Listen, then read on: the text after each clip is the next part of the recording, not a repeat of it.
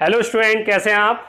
उम्मीद करता हूं आप अच्छे होंगे। इसी उम्मीद के साथ आज मैं क्लास 9 का एक न्यू चैप्टर बहुत ही इंटरेस्टिंग तरीके से स्टार्ट कराने जा रहा हूं और आपका इंटरेस्ट इसमें बना रहे इसकी मैं पूरी कोशिश करूंगा। इसी उम्मीद के साथ अब मैं ये चैप्टर स्टार्ट कराने जा रहा हूं। चैप्टर का नेम है हमारा work and energy. Work and energy.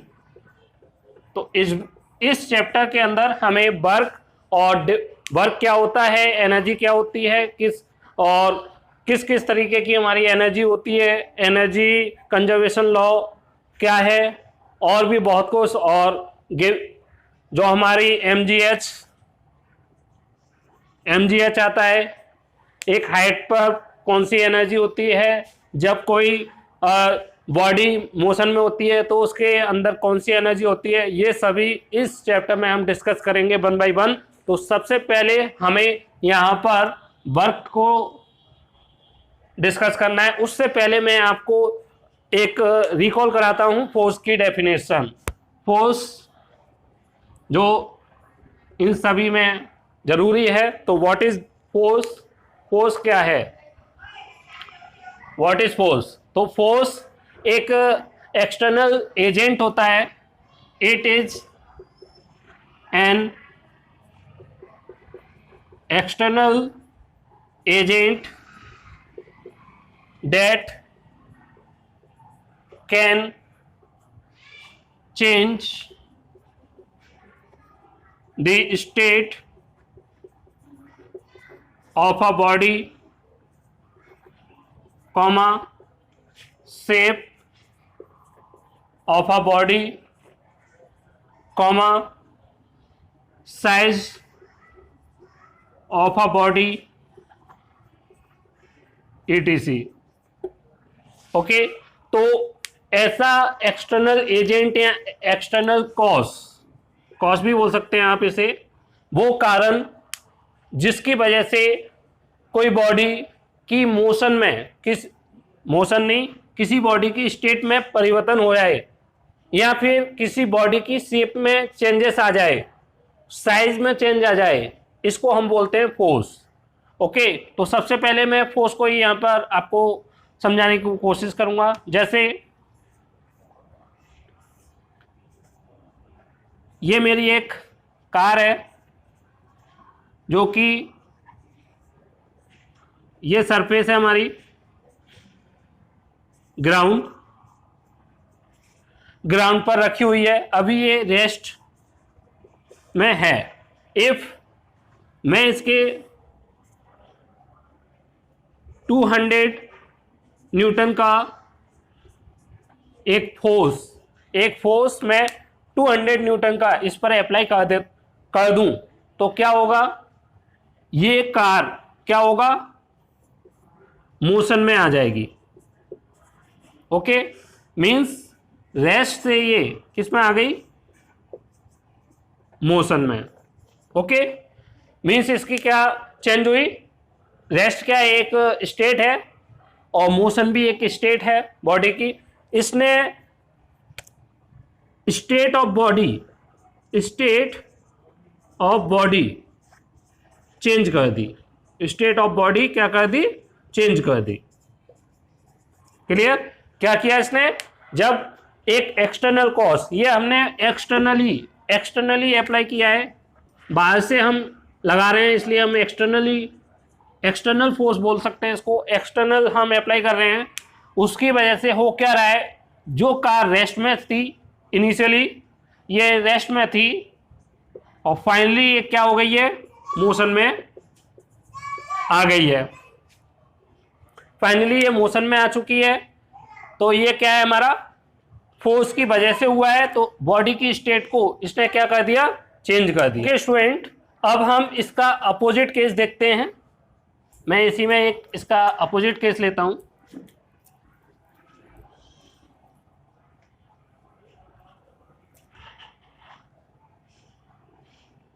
Second case मैं इस कार को 5 मीटर पर सेकंड से मोशन में कंसीडर कर रहा हूं। ये कार अभी मोशन में है। इनिशियली मैंने इसको किस में माना है, मोशन में कंसिडर कर लिया। 5 मीटर पर सेकेंड से ये आगे वाली साइड में इस वाली डायरेक्शन में मूव कर रही थी। अब मैंने क्या किया, एक पर्सन यहाँ पर आया, इस पर्सन ने क्या किया, यहाँ पे दिखाता हूँ, ये एक पर्सन आया, इस पर्सन ने इस पर 800 न्यूटन, कितना, 800 न्यूटन का एक फोर्स अप्लाई कर दिया।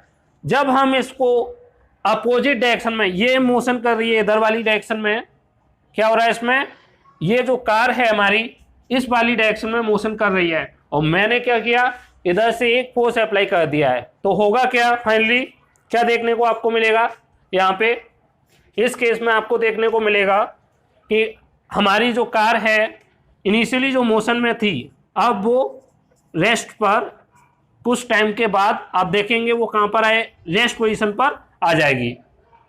ओके, मीन्स क्या हुआ इसमें, जो स्टेट पहले क्या थी, मोशन, अब वो स्टेट किस में कन्वर्ट हो गई है, रेस्ट स्टेट में, means change of state,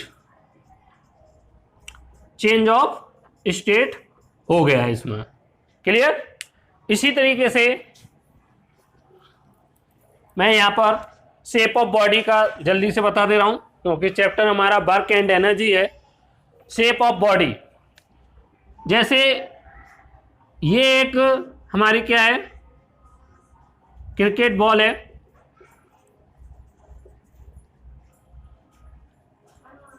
cricket ball.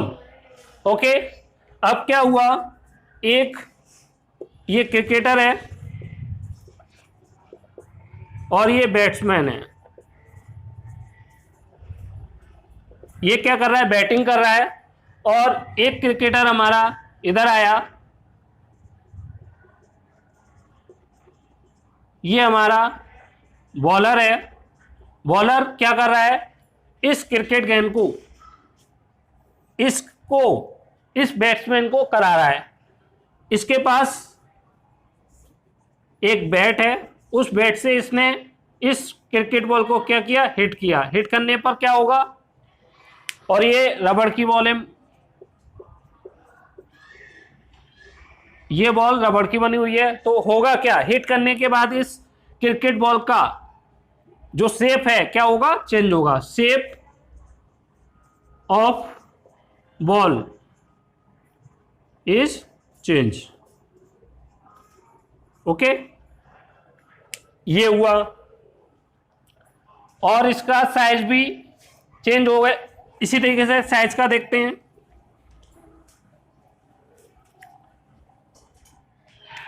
जैसे ये मेरी एक यहां पर गीली मिट्टी है, इतनी सारी गीली मिट्टी है, इसको मैं कंबाइंड फॉर्म में, इससे मैं एक टॉय बना देता हूं, और मान लीजिए वो टॉय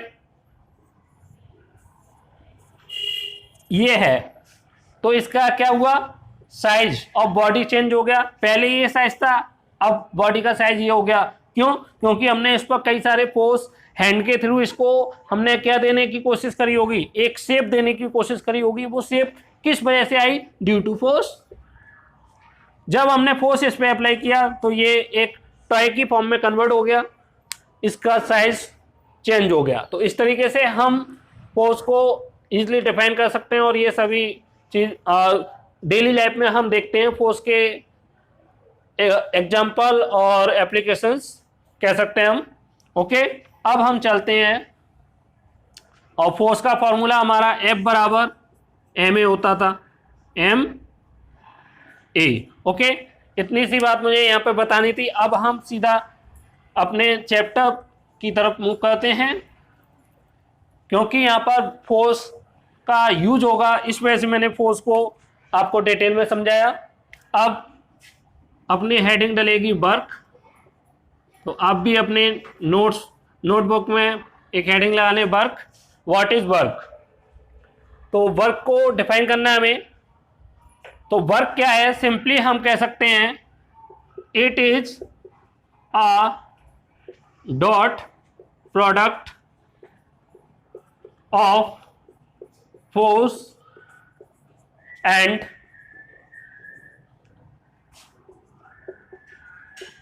डिस्प्लेसमेंट। अब यहां पर ये कुछ नया टर्म आ गया, व्हाट इज डॉट। तो कोई घबराने की जरूरत नहीं है, सबसे पहले हम इसका फॉर्मूला देखेंगे। तो वर्क को हम क्या लिखते हैं, F dot into S, F dot into, इसको पढ़ते हैं हम डॉट। ओके, तो वर्क क्या है हमारा, वर्क फोर्स इंटू डिस्प्लेसमेंट का क्या है, डॉट प्रोडक्ट। डॉट प्रोडक्ट, ये जो डॉट लगा हुआ है इसी को हम डॉट प्रोडक्ट बोल रहे हैं, प्रोडक्ट।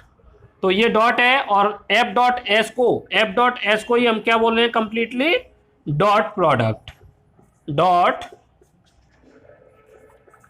प्रोडक्ट क्या होता है, कुछ नहीं होता है, इस डॉट को हम हटाते हैं तो हमारा एक कॉस का टर्म आ जाता है, कॉस थीटा।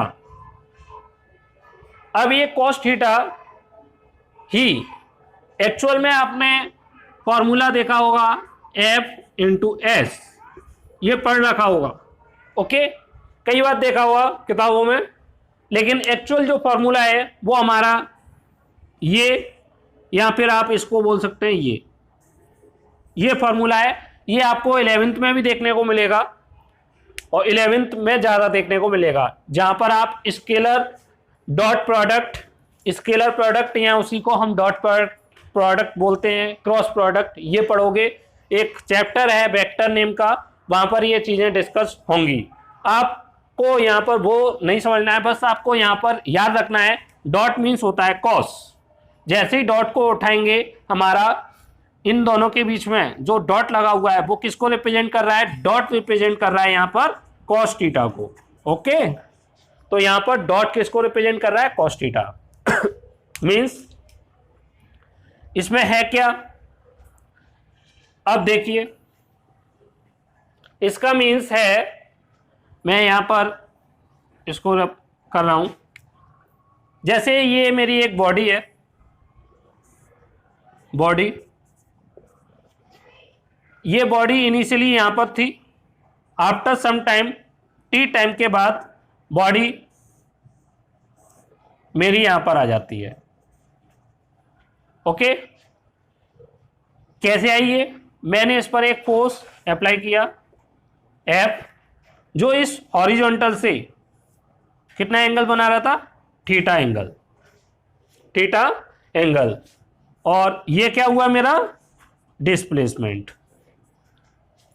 क्लियर हुआ, अभी आपको क्लियर नहीं हो रहा होगा, इसको मैं साइड में लिख लेता हूं, यहां पर एफ एस कॉस थीटा, या फिर इसी को हम बोल सकते हैं एफ डॉट एस।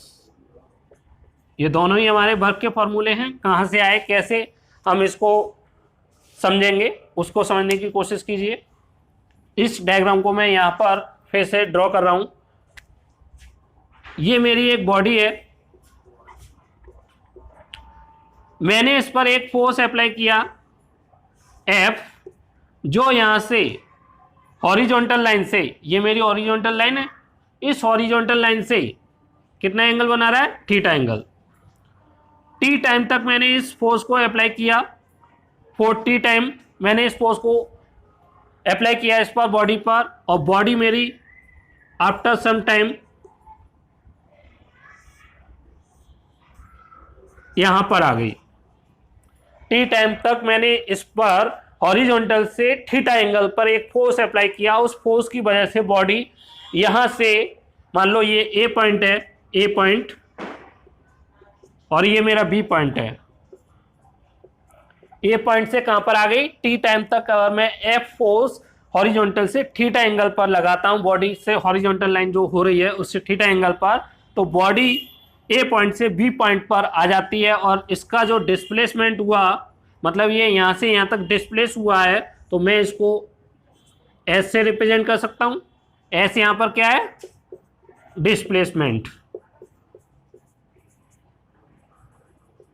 ओके, अब ये क्या है हमारा, ये कंपोनेंट, इसके, अब ये जो फोर्स है मुझे किसकी डायरेक्शन में चाहिए, इसकी डायरेक्शन में चाहिए, डिस्प्लेसमेंट की डायरेक्शन में। तो डिस्प्लेसमेंट की डायरेक्शन में कैसे आएगा, F cos theta, F cos theta. तो इसके दो कंपोनेंट बनाएंगे, एक मीन्स ये हमारा ये है बॉडी, बॉडी पर ये एफ फोर्स लगा, ये थीटा एंगल से बन रहा है। तो इसके दो कंपोनेंट बनते हैं स्टूडेंट, और दोनों 90 डिग्री पे बनेंगे, एक परपेंडिकुलर और एक इसके, दोनों ही आपस में परपेंडिकुलर होंगे। एक इसके डिस्प्लेसमेंट की डायरेक्शन में होगा, एक डिस्प्लेसमेंट के परपेंडिकुलर होगा। तो डिस्प्लेसमेंट के ये डिस्प्लेसमेंट के, ये मेरा डिस्प्लेसमेंट है इस डायरेक्शन में, तो डिस्प्लेसमेंट की डायरेक्शन में जो एफ का कंपोनेंट होगा क्या होगा, एफ कॉस थीटा। ये क्या है,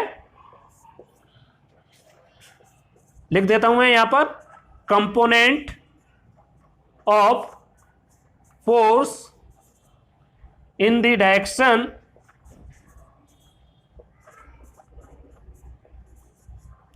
of displacement,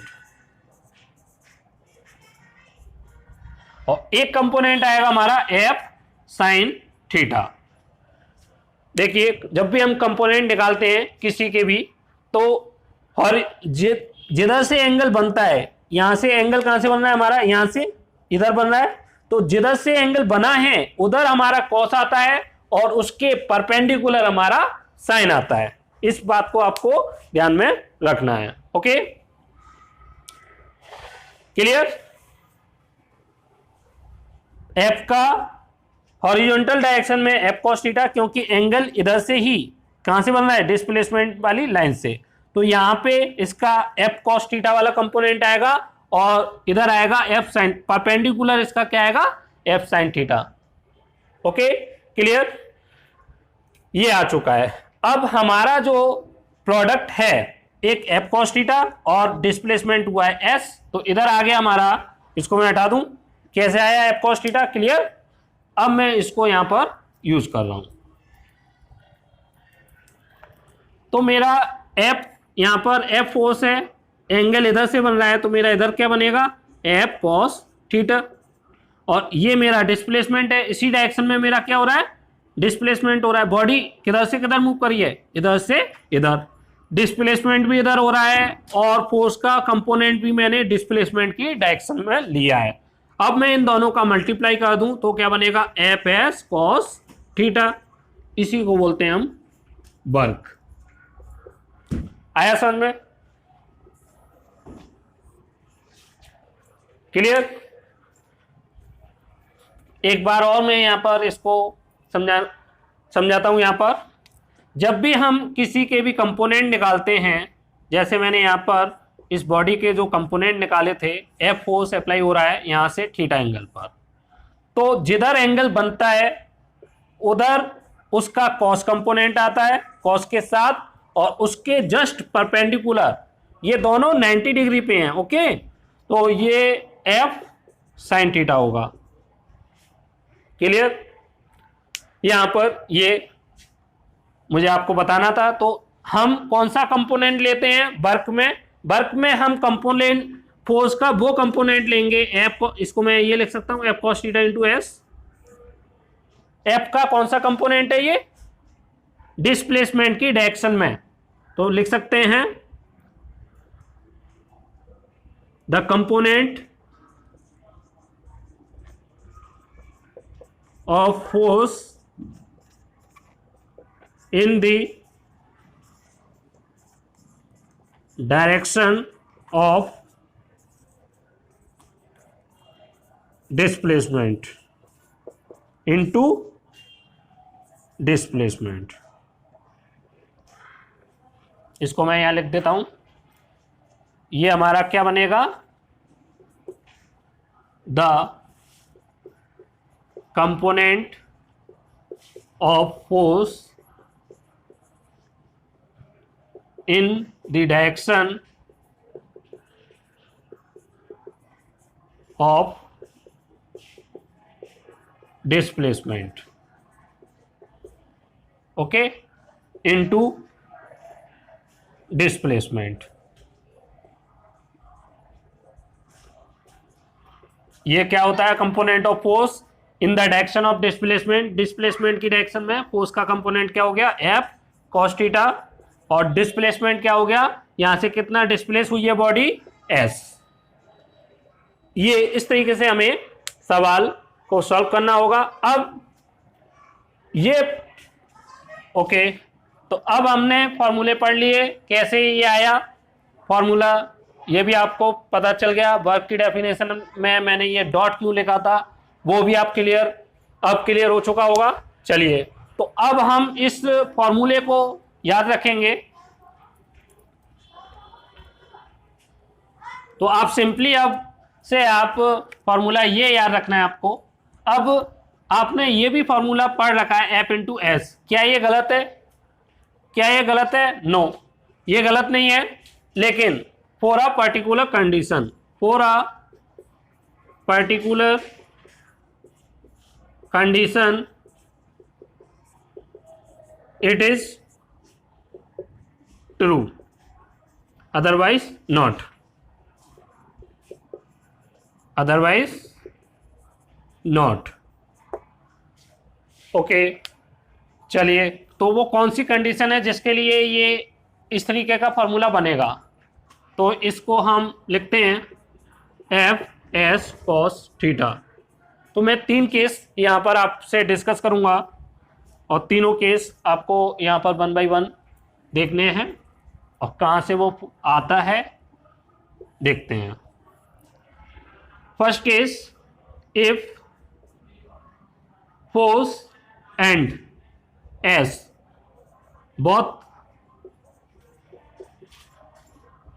both are in same direction।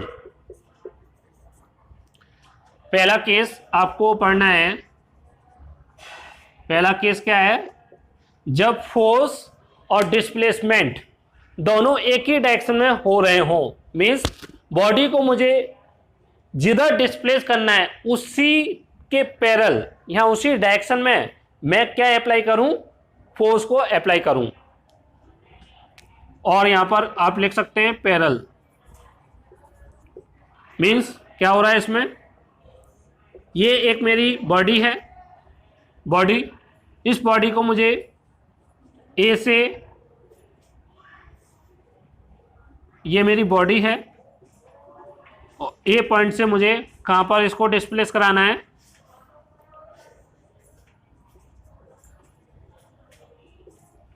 मुझे इस बॉडी को ए से बी पर डिस्प्लेस कराना है, मतलब इतना डिस्प्लेस कराना है मुझे यहाँ से इधर, इस डायरेक्शन में मुझे डिस्प्लेसमेंट चाहिए। ओके, इसी पे अगर मैं बॉडी पर जो फोर्स लग रहा है, फोर्स की डायरेक्शन भी मेरी यही हुआ है, क्या हो रहा है इसमें, इस बॉडी को मैं इधर ही फोर्स अप्लाई कर रहा हूँ इस पर, और इधर ही इस बॉडी का डिस्प्लेसमेंट हो रहा है, दोनों एक ही डायरेक्शन में हो रहे हैं। क्या हो रहा है इसमें, बॉडी मेरी ये बॉडी है, इस पर मैं फोर्स ऐसे अप्लाई कर रहा हूँ और इसी डायरेक्शन में बॉडी का क्या हो रहा है, डिस्प्लेसमेंट हो रहा है। आप यहाँ देख पा रहे हैं जो डिस्प्लेसमेंट हो रहा है, फोर्स और डिस्प्लेसमेंट जो बॉडी का हुआ है, दोनों सेम डायरेक्शन में है, सेम डायरेक्शन और एक दूसरे के पैरेलल हैं। क्या है इस केस में, फोर्स और जो डिस्प्लेसमेंट की डायरेक्शन है, both are parallel, both are parallel. In this case आप देख रहे हैं थीटा की वैल्यू क्या होगी, थीटा की वैल्यू क्या होगी, तो ये जैसे मेरा फोर्स है और ये मेरा डिस्प्लेसमेंट है, दोनों एक ही डायरेक्शन में है, तो इनके बीच में एंगल कितना बनेगा, थीटा, थीटा कितना बनेगा, तो सिमिलर आप इजीली बता सकते हैं, थीटा की वैल्यू होगी हमारी 0 डिग्री, थीटा की वैल्यू कितनी होगी, 0 डिग्री, इनके बीच में कोई भी एंगल मेक नहीं होगा, कोई भी एंगल नहीं बनेगा। तो उस केस में अगर मैं थीटा की वैल्यू इस फॉर्मूले में पुट करता हूं, फॉर्मूला क्या है, W बराबर F S cos theta, F S cos theta. In this case force F, displacement S, cos 0। Okay, okay student, तो आपने यहाँ पर त्रिकोणमिति नहीं पढ़ी हुई है, कोई दिक्कत नहीं है उसके लिए, आपको मैं यहाँ पर इसकी वैल्यू बता रहा हूँ, उसको आपको समराइज करना है। cos 0 डिग्री, cos 0 की वैल्यू होती है 1, ये आपको लर्न कर लेनी है। मैं यहाँ पर इसकी वैल्यू पुट कर दे रहा हूँ f इंटू एस इंटू 1, तो फॉर्मूला बन जाएगा f इंटू एस। ये हमारा W का फॉर्मूला बना है, इस केस में W बराबर f इंटू एस। तो जो आप मैंने स्टार्टिंग में बताया था कि W का फॉर्मूला F इंटू एस भी होता है, ये कब सही है? जब फोर्स और डिस्प्लेसमेंट, बॉडी का डिस्प्लेसमेंट और बॉडी पर लगने वाला फोर्स दोनों की डायरेक्शन सेम हो, उस केस में हमारा ये फॉर्मूला वैलिड है। अदरवाइज ये वैलिड नहीं होगा, उसको भी हम अभी देखेंगे और केस में। तो ये क्लियर हो गया।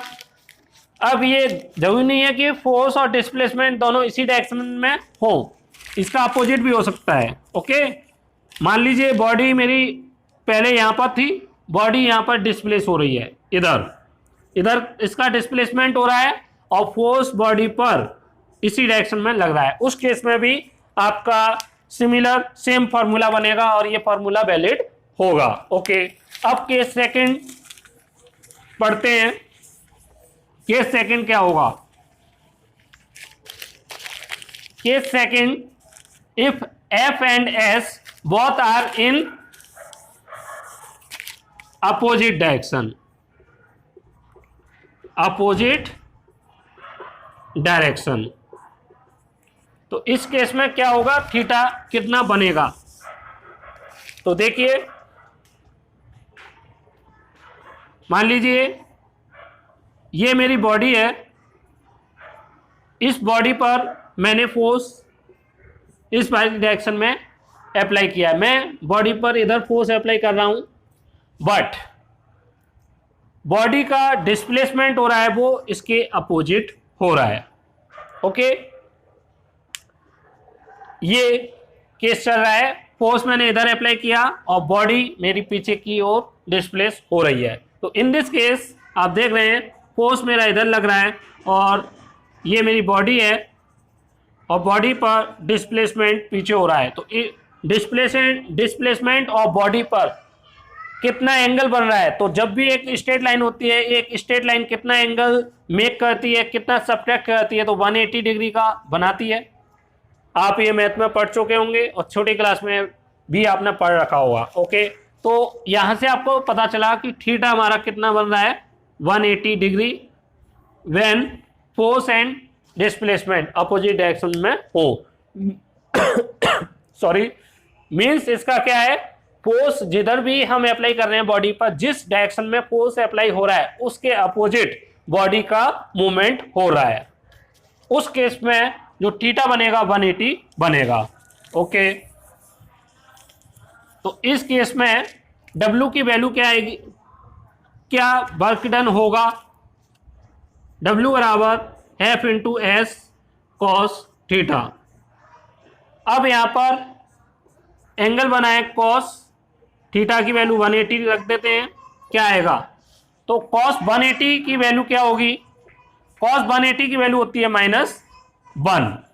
ओके, -1 में इसमें जैसे ही पुट करूंगा Fs और ये -1, तो फॉर्मूला बन जाएगा -F इंटू एस।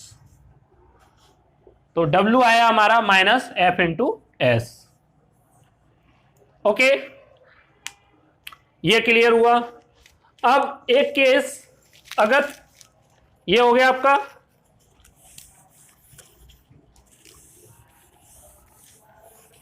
अब एक केस और मैं बताने जा रहा हूं। When F and S both are perpendicular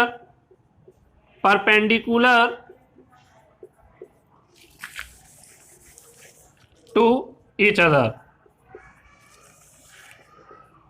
in this case क्या होगा? ओके, तो इस केस में देखते हैं हम, F और S दोनों परपेंडिकुलर हों, मीन्स अगर मैं फोर्स ऊपर वाली डायरेक्शन में अप्लाई कर रहा हूं और मेरा डिस्प्लेसमेंट इधर हो, या फिर डिस्प्लेसमेंट मेरा इधर हो रहा है और फोर्स मेरा ये लग रहा है, इन दोनों ही केस में आप देख रहे हैं थीटा कितना बन रहा है? 90 डिग्री। ओके, तो थीटा अगर परपेंडिकुलर मीन्स 90 हो तो इस केस में क्या होगा, फोर्स क्या होगा। और इस केस का मैं आपको एग्जांपल भी दे रहा हूं, अभी मैं एग्जांपल दूंगा, उससे पहले मैं यहां पर इस फॉर्मूले को फॉर्मूले में वैल्यू पुट करता हूं, cos theta F S. Cos theta की वैल्यू है 90 डिग्री, एफ एस। अब कॉस 90 की वैल्यू भी आपको लर्न करनी होगी क्योंकि आपने पढ़ा नहीं है। तो कॉस 90 की वैल्यू होती है 0।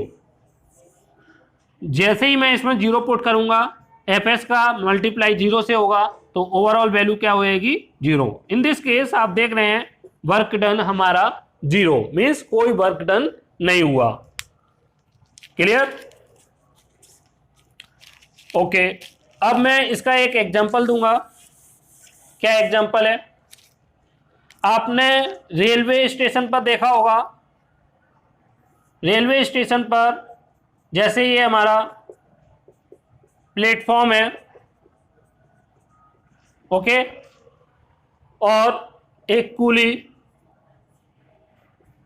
कूली हमारा इस पर कोई लोड ले आ रहा है, कोई वेट ले आ रहा है, तो वो उस टाइम पर कितना वर्क डन करता है।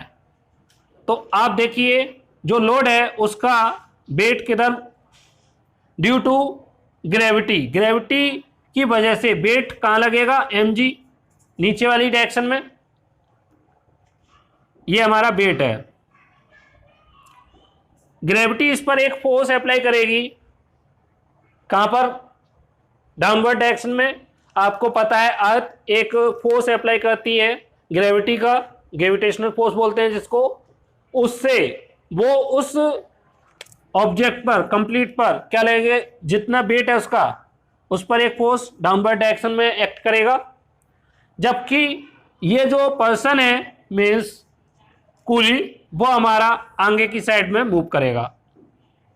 तो इन दिस केस आप इसका डायग्राम बनाएंगे तो हो क्या रहा है, जैसे ये मेरा कूली है,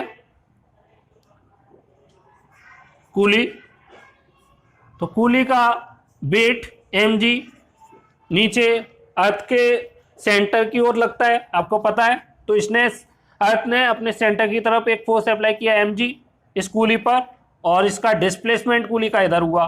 तो F बराबर mg और फोर्स डिस्प्लेसमेंट हमारा ये, इनके बीच में थीटा बना 90 डिग्री।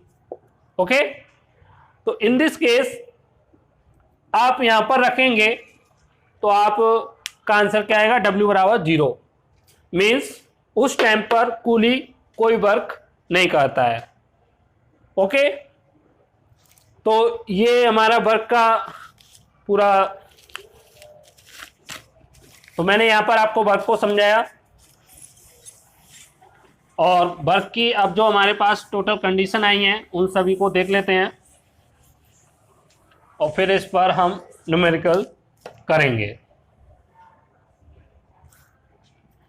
ओके, तो वर्क की हमारी 3 कंडीशन आई, थीटा 0 डिग्री, थीटा 90 डिग्री और थीटा 180 डिग्री। 3 कंडीशन हमने देखी। व्हेन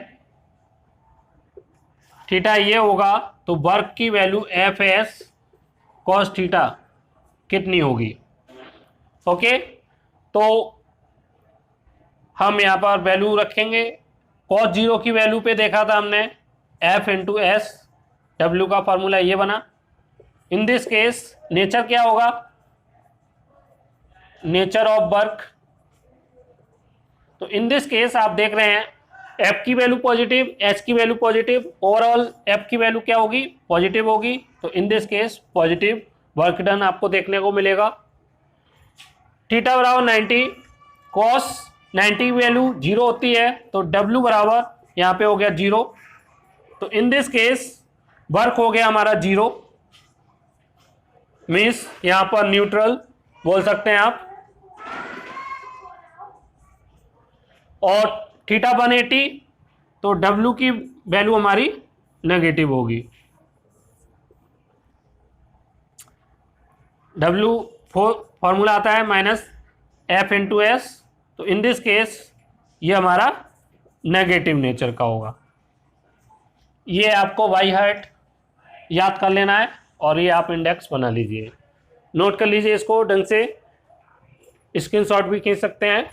ओके, तो अब आपको ये क्लियर हो गया। अब मैं इसके न्यूमेरिकल बताने अब मुझे आपको इससे पहले अब मीन्स आपने इन सभी में देखा अकॉर्डिंग टू फिजिक्स ये जरूरी नहीं है जो भी हम कर रहे हैं तो वो वर्क होगा। जैसे अगर इन द फिजिक्स वर्क हम उसी को बोलते हैं अगर हम बॉडी पर एक फोर्स अप्लाई कर रहे हैं, if we apply an force on a body then if the body displace due to that force its initial position, then we can say that work is done on the body या in the body। Okay, means अगर हम force apply कर रहे हैं किसी body पर और body वहां से डिस्प्लेस हो जा रही है तो हम कहेंगे उस बॉडी पर वर्क हुआ है या जिस पर्सन ने उस पर वर्क किया है वो वर्क हुआ है। लेकिन इन द केस मान लीजिए ये मेरी बॉल है एक दीवार, इस दीवार पर मैं पुश करता हूं और इसका डिस्प्लेसमेंट 0 होता है और मैं इस पर 200 न्यूटन का फोर्स अप्लाई करता हूं। क्या ये इन दिस केस कोई वर्क हुआ? तो in this case no work done means work की वैल्यू 0 होगी। आप इसका इन फॉर्मूले से भी इनका दे सकते हैं आंसर, W बराबर एफ इंटू एस, तो F 200, S की वैल्यू 0 और यहाँ से W की वैल्यू आ जाएगी 0। क्यों? क्योंकि डिस्प्लेसमेंट हम इसी डायरेक्शन में चाह रहे थे, इसी डायरेक्शन में हमने फोर्स अप्लाई किया तो हमने फॉर्मूला ये वाला यूज किया यहाँ पर। ओके, तो इस तरीके से आपको न्यूमेरिकल करने हैं। अब मैं आपको न्यूमेरिकल 1 बाय 1 कराने जा रहा हूँ। ओके स्टूडेंट, अब हम उस फॉर्मूले पर फोर्स के फॉर्मूले जो वर्क का फॉर्मूला आया है उस पर न्यूमेरिकल करने जा रहे हैं। Find the work done in the given situation. आपको ये फोर्स सिचुएशन या तो आप सिचुएशन मान लीजिए या न्यूमेरिकल मान लीजिए, कुछ भी मान सकते हैं। 1 बाय 1 हमको इसमें वर्क डन की वैल्यू फाइंड करनी है। तो पहले मैं इस क्वेश्चन थर्ड को करने जा रहा हूँ। आप यहाँ पे देखिए जिससे कि यहाँ पर स्पेस खाली होती चली जाए। यहाँ पर डिस्प्लेसमेंट हमारा इधर हो रहा है और जो फोर्स अप्लाई हो रहा है वो डाउनवर्ड डायरेक्शन में हो रहा है। इन दोनों के बीच में जो एंगल बन रहा है थीटा वो हमारा 90 डिग्री है।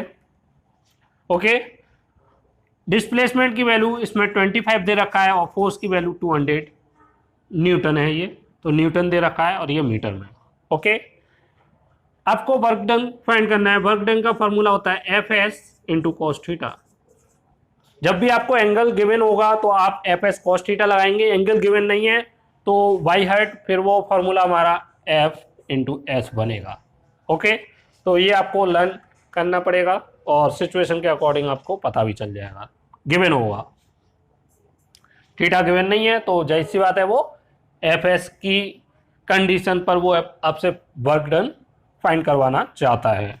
एफ की वैल्यू 200 न्यूटन, एस की वैल्यू 25 और कॉस थीटा कॉस 90 और कॉस 90 की वैल्यू मैंने अभी जब मैंने आपको बताया था 0 होती है। कॉस 90 की वैल्यू 0, तो जैसे ही मैं इसमें 0 वैल्यू पुट करूँगा 25 इंटू 200 किसी भी वैल्यू में अगर हम 0 का मल्टीप्लाई कर दें आंसर क्या आता है हमारा 0।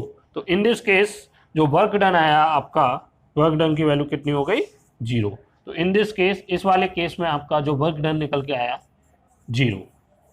क्यों निकल के आया? क्योंकि दोनों परपेंडिकुलर हैं और एंगल 90 बन रहा है। ओके, तो इसको हटाते हैं हम।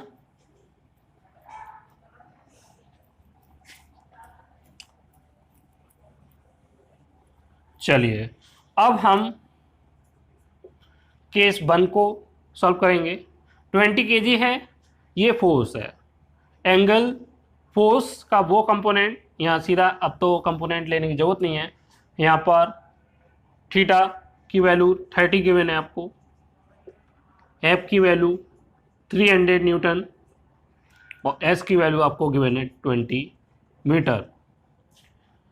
ये आपको ध्यान रखना है, एंगल किसके बीच में लेना है, फोर्स और डिस्प्लेसमेंट के बीच में लेना है, क्योंकि एफ का वो कंपोनेंट लेना होता है हमें जो डिस्प्लेसमेंट की डायरेक्शन में हो। तो यहाँ तो फोर्स और डिस्प्लेसमेंट के बीच में एंगल डायरेक्टली गिवन है, तो हम यहाँ पर रखेंगे, अदरवाइज हमें निकालना पड़ेगा।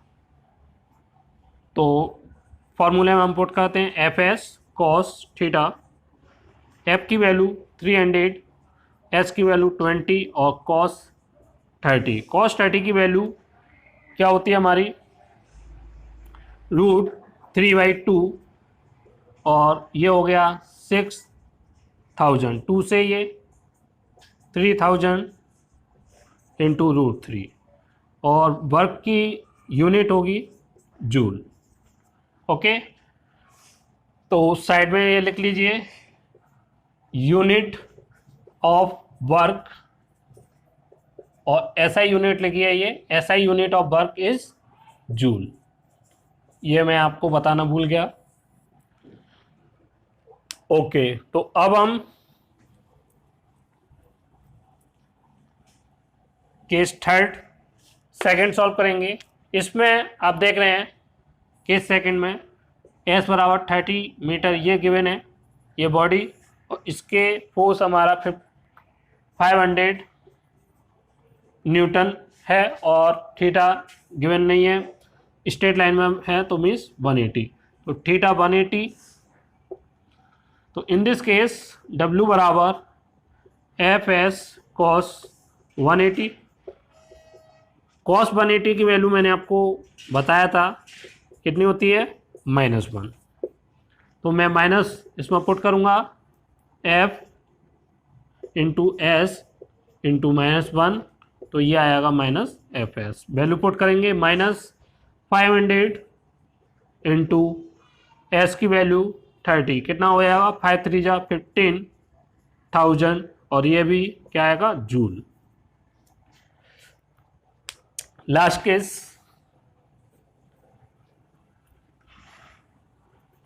केस को आपको थोड़ा ध्यान देना है। 4 एफ की वैल्यू क्या है इसमें, 50 न्यूटन, एस की value 5 metre. Okay, what is the value of, in this case value of theta कितनी है।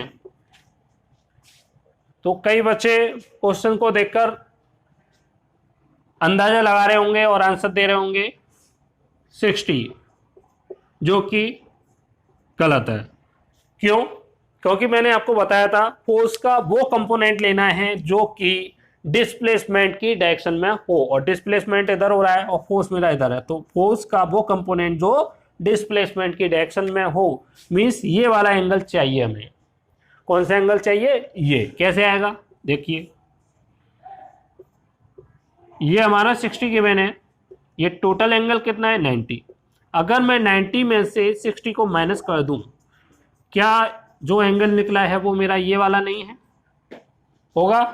मैंने क्या किया, टोटल जो एंगल बन रहा है ये दोनों परपेंडिकुलर हैं, मीन्स एंगल कितना होगा 90, उसमें से मैंने ये वाला एंगल माइनस कर दिया 60, 90 माइनस 60, तो ये वाला एंगल आ गया। या आप इसको इस तरीके से मान लीजिए, ये x है तो 60 प्लस एक्स बराबर 90, तो x बराबर क्या होगा 90 माइनस 60, क्या हो जाएगा 30। कैसे भी आप निकाल लीजिए, क्या आएगा 30। तो इन दिस केस थीटा 60 ना होके कितना हो गया 30। बस अब तो फॉर्मूला पुट करना है, तो पुट कर देते हैं, F S cos 30 degree, F की वैल्यू 50, एस की वैल्यू 5 और कॉस 30 वैल्यू √3/2। 2 से ये 25 5 टाइम्स मल्टीप्लाई करेंगे इसको, 1 to 5 √3।